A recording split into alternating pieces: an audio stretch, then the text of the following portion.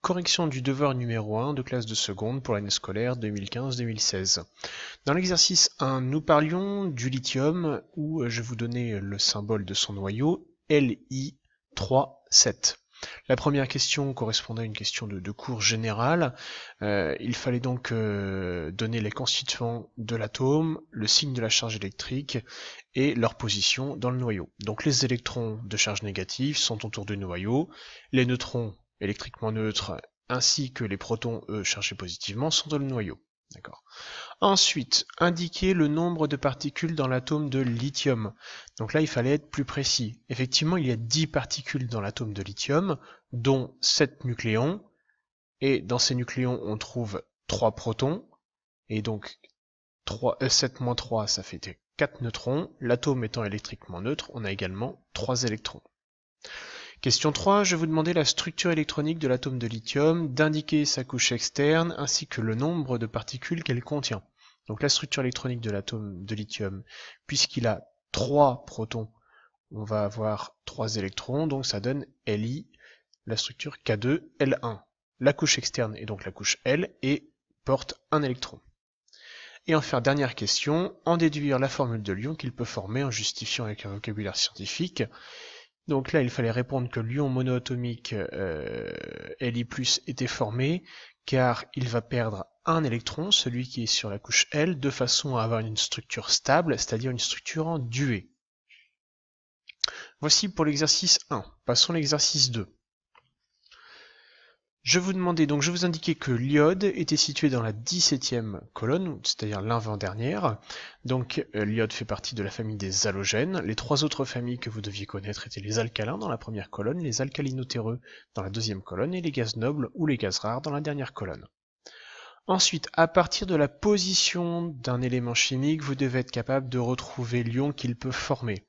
L'iode étant dans l'avant-dernière colonne, il lui manque un électron sur sa couche externe pour avoir la structure des gaz nobles qui eux sont dans la dernière colonne. Donc l'iode va gagner un électron pour avoir une structure en octet, il va donc former l'ion I-. Pour l'exercice 3, eh bien, je vous laisse le soin de regarder la classification périodique des éléments pour retrouver le nom et le symbole des éléments demandés. Passons maintenant à l'exercice 4. Dans l'exercice 4, je vous demandais les points communs et les différences des isotopes du plomb. Donc les points communs sont qu'ils ont le même numéro atomique, c'est-à-dire le même nombre de protons et les mêmes propriétés chimiques. En revanche, ils ont un nombre de nucléons différents et plus précisément un nombre de neutrons différents, ce qui implique qu'ils ont une masse différente. Ensuite, je vais vous demander de décrire précisément cet atome et de calculer sa masse exacte. Là encore, je vous renvoie à la petite granule qui vous explique ça. Vous avez donc un nouvel exemple devant les yeux. À partir du symbole du noyau Pb82-204, on en déduit qu'il y a 204 nucléons dans le noyau, donc 82 protons qui sont chargés positivement, 22 neutrons toujours dans le noyau électriquement neutre, et 82 électrons autour du noyau. La masse de l'atome est égale à la masse des protons plus la masse des neutrons plus la masse des électrons. On a Z protons, donc ça fait Z fois la masse d'un proton, plus A moins Z. D'ailleurs, je vois que l'élève avait mis de S, donc il ne faut pas de S. Vous mettez proton, neutron et électron singulier ici. A moins Z fois la masse d'un neutron et Z fois la masse d'un électron.